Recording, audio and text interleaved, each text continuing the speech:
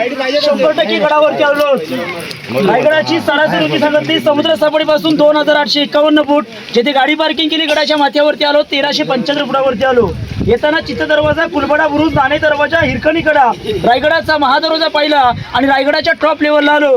ही रायगडाची समोरची बाजू आहे. तुम्हाला सर्वांना रायगडाचं महत्त्व कळलं असेल, कारण की जोपर्यंत रायगड पायी चालत येत नाहीये तोपर्यंत खऱ्या अर्थाने रायगडाचं महत्त्व कळत नाही. बघा, 4 मिनिटांमध्ये येणारे लोक नक्की विचार नक्की सांगतील. 4 मिनिटांमध्ये गडावरती आलोय, 52 तासामध्ये गड फिरलो आणि गडाच्या पायथ्याला निघून गेलो. ही खरं म्हटलं तर रायगडाची मागील बाजू म्हणतो बघा पूर्णपणे. गडाच्या टॉप लेवलला येताना आपण पहिल्या तळ बघायला भेटेल. अशीच या रायगड किल्ल्याच्या डोंगरावरती कमीत कमी 11 तळी आहेत. याला म्हटलं गेलेलं आहे हत्ती तळ.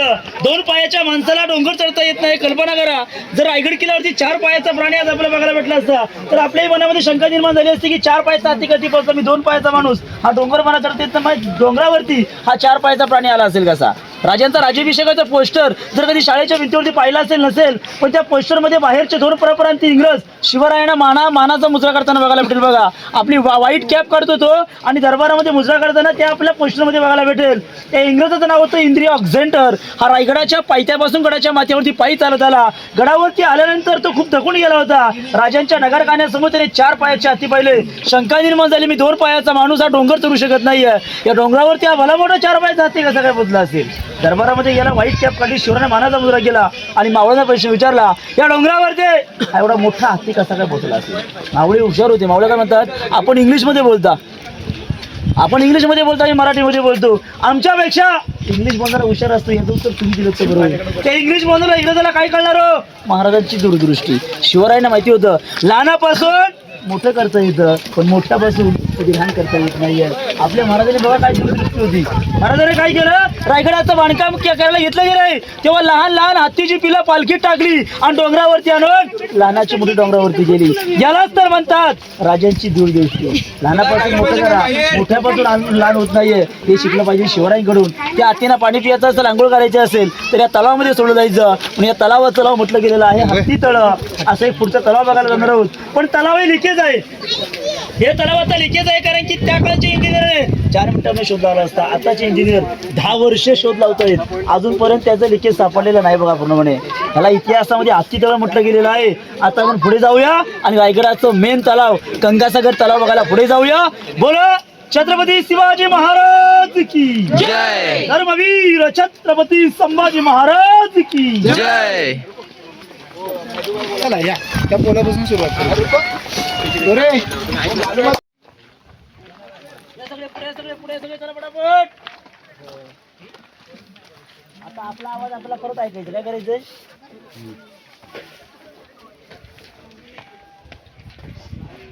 काल एक सर आली होती सर, मी त्याच्यामध्ये किल्ला स्टार्ट केला मी खालून. मुंबईची सहल होती ती. आपलं छत्रपती शिवाजी महाराज की जय. धर्मवीर छत्रपती संभाजी महाराज की जय. आपला आवाज आपल्याला परत मिळाला. ओके, याला म्हटलं गेलेलं आहे पवित्र गंगासागर तलाव. राजांच्या राज्याभिषेकासाठी काशीवरून गागाभट्ट आले होते. 7 नद्यांचा 7 समुद्रांचा पाणी. शिवरायांचा राज्याभिषेक झाला. त्या राज्याभिषेकाकरिता रायगड किल्ल्यावरती पाणी आणलं होतं.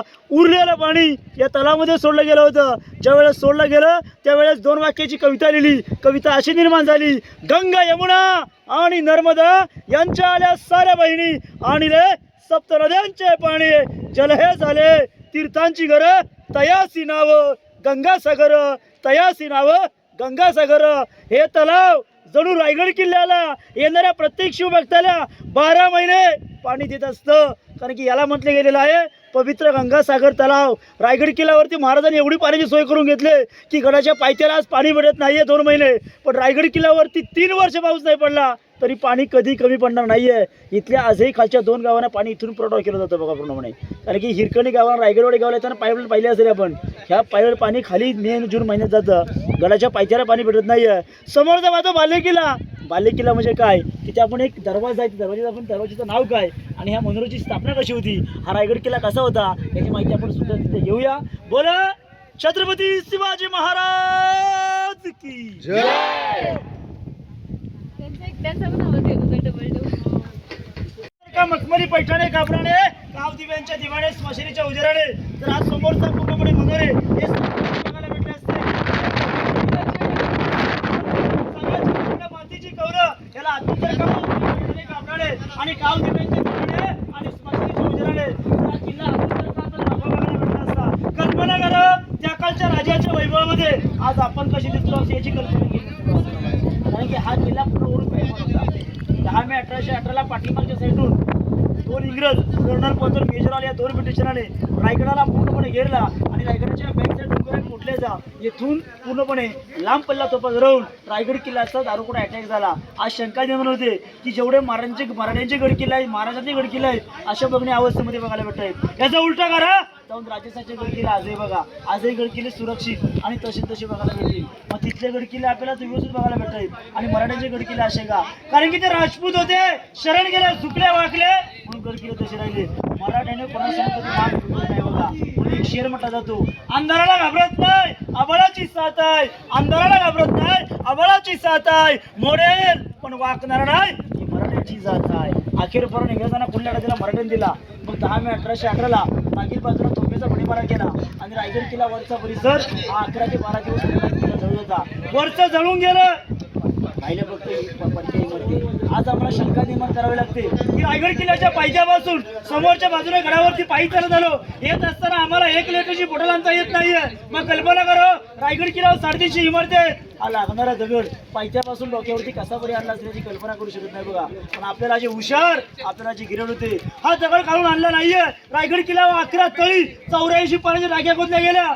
रायगडाचा तो दगड बाहेर पडला काळा भाषेना, तो रायगडाच्या बांधकामासाठी वापरला. जेथे खड्डे पडले त्याला खालून तरबंद्या बांधल्या, पिण्याकरता पाणी झालं, बांधकामासाठी दगड झाला. एका दगडामध्ये 2 पक्षी मारले गेले. आज या आतमध्ये काय आहे, गुळ सिसा चुना याच्या आतमध्ये आहे. ज्या दरवाजातून एंट्री करतोय या गेटचं नाव आहे पालखी दरवाजा. मी म्हणालो पालखी ही शिवरायांच्या वेळेस पालखी. आज त्या पालखीला दर्जा काय, एखाद्या मंत्र्याची राजधानीची गाडी ती त्या कालची पालखी म्हटलं गेलं जायचं. हे समोरचे सप्ते मनोरे 7 मजली होते, याला आतून मखमली पैठणे कापडाने गाव दिव्यांचे दिवाणे स्मशानीच्या उजेडाने हे सजवलं जायचं आणि याचा उजेड रायगडाच्या बाल्य किल्ल्यावर पडला जायचा. म्हणजे रायगड किल्ल्याचा हा कसं ते भगवा पण दिसलं पाहिजे म्हणून त्याला इतिहासामध्ये सप्ते मनोरे. महाराजांच्या राण्या किंवा राजघरातील स्त्रिया सायंकाळी किंवा सकाळी थंड गारावा खायची असेल तिथे थंड हवा खायच्या. साईडला विजयस्तंभ आहे, राज्यामध्ये महाराजांनी एखादा गडकरून शिकला 7व्या इमारतीवरती मोठा ध्वज पडवून आजूबाजूच्या केल्याने गावकऱ्यांना कळलं जायचं. स्वराज्यामध्ये महाराजांनी एखादा गडकोड शिकलेला आहे.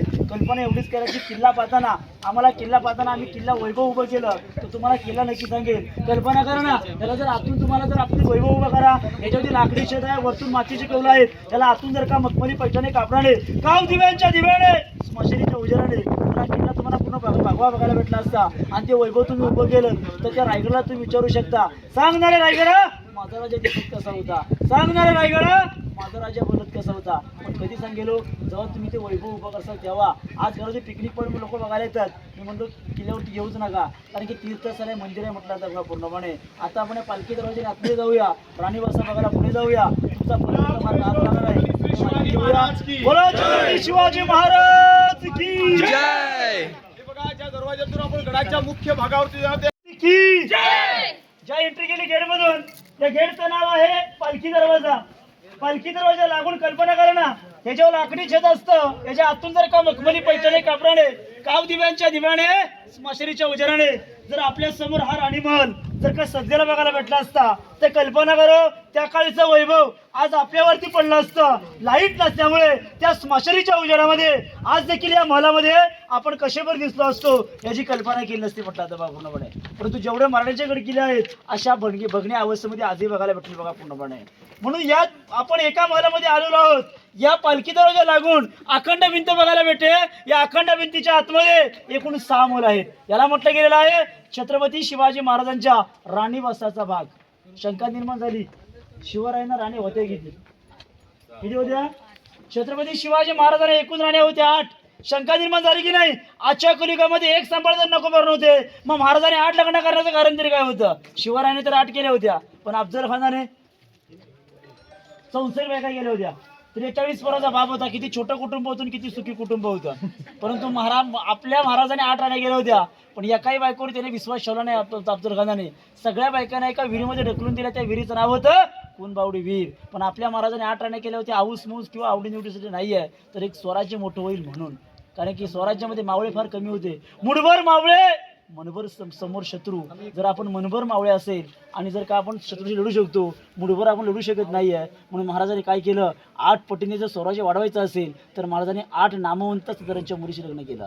सरदाराच्या मुलीशी लग्न काय केलं, सरदाराच्या मुलीशी लग्न केलं की पाठीमागचा अगोदर विरोध करू शकत नाही आहे, तो सुद्धा आपल्या स्वराज्यामध्ये सामील होऊन येतून महाराजाने 8 पूर्णपणे 8 जेवढे सरदारांच्या मुलीशी लग्न केलं, निंबाळकर, मोहिते, जाधव, इंगळे, शिर्के, पालकर, विचारे, गायकवाड, सई, सोयरा, काशी, पुतळा, लक्ष्मी, गुणवंत, सकवारबाई, महाराजांची पटराणी सईबाई. आज शंका निर्माण झाली, रायगड किल्ल्यावर 6 मुलं आहेत, महाराजांना राण्या 8, रायगड किल्ल्यावर 6 मल, मग 2 राण्या राहायच्या कुठे? शिवरायांची पटराणी सईबाई दुर्दैवाने रायगड येण्याच्या अगोदरच सईबाईंचं निधन झालं. स्वराज्याची पहिली राजधानी राजगड किल्ल्यावरती आणि एक राणी रायगडाच्या पायथ्याला आपल्या राष्ट्रमाता राजमाता राहत होत्या, यांच्या सेवेसाठी एक राणी गडाच्या पायथ्याला राहत होती. माता सईबाई अगोदर निघून गेल्या. संभाजीचे किती वर्ष असताना? 1.5 ते 2 वर्ष असताना. माता संभाजी महाराजांचं पालनपोषण कोणी केलं? तर राष्ट्रमाता राजमाता जिजाऊ साहेबांनी. कारण की आपल्या राष्ट्रमाताला माहिती होतं, कारण की आपल्या राष्ट्रमाताने आपल्या स्वतःच्या मुलाला किती टक्के संस्कार दिले? फक्त 50%. पण आपल्या नातवाला किती देऊन ठेवले? 100%. वाघाला भांडण्यासारखा एक संभाजी महाराजांना तयार करून ठेवलं होतं. म्हणून तर औरंगजेब त्या रायगड किल्ल्यावरती कधी इकडे आलाच नाही. आजूबाजूच्या किल्ल्यावर फिरला, पण गडावर त्याला कधी भेटला नाही आहे. मग एका राणीचा एक महल पाहिला तरी शेम. असे 6 आहेत, पुढे 5 आहेत, याला पकडून 6 आहेत. 8 मध्ये 2 गेल्या, 6 गडावर राहत होत्या. पहिला हॉल, पाठीमागचा बेडरूम, साईडला विंडो आणि साईडला इंडियन टॉयलेट. 400 वर्षापूर्वीचं इंडियन टॉयलेट शिवरायन रायगड किल्ल्यावरती बघायला भेटतं आपल्याला. हे इंडियन टॉयलेट बघून या आणि ह्याच मार्गाने रिटर्न या. फोटो वगैरे पाडायचे तुम्हाला. आता परतीच्या मार्गाने फोटो पाडायचे, कारण की मी तुमच्यासोबत परतीच्या मार्गाने राहणार नाही आहे. आता फक्त आपल्याला माहिती ऐकायची, आणि जर तुम्हाला हे बघायचं असेल तर मार्ग परतीने यायचंय. आता पुढे आपण मंत्रीच्या वाडे बघायला पुढे जाऊया. बोला छत्रपती शिवाजी महाराज की जय.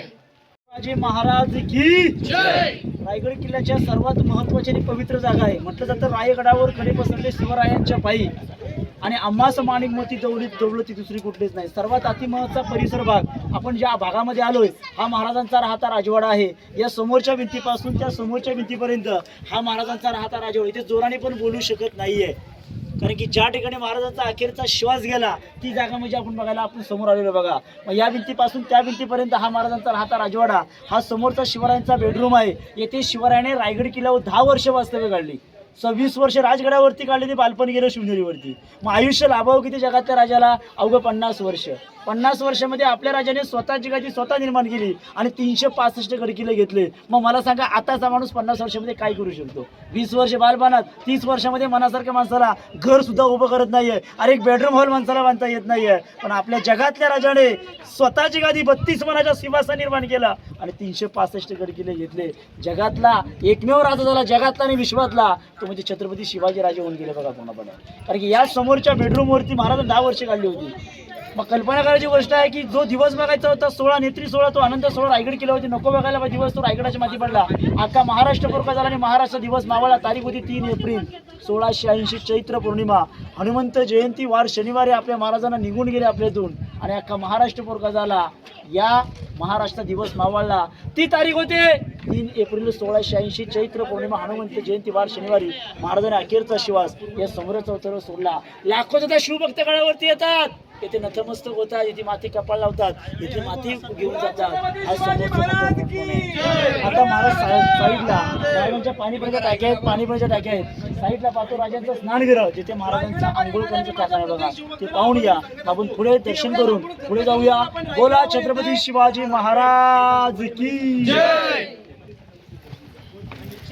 रायगड मनापासून जर अभ्यास झाला, हे पाणीपुरीच्या टाक्या आणि हे स्नानगृह आहे, आंघोळ करण्याचं. पुढे आपण दर्शन करूया.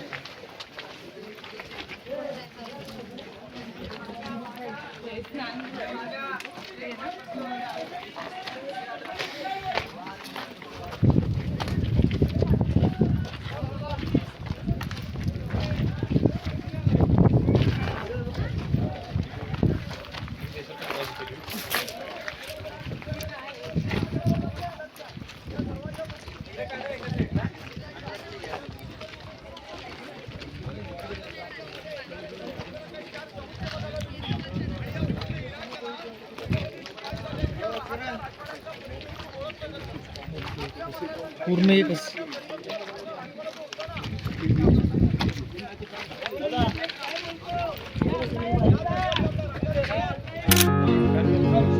या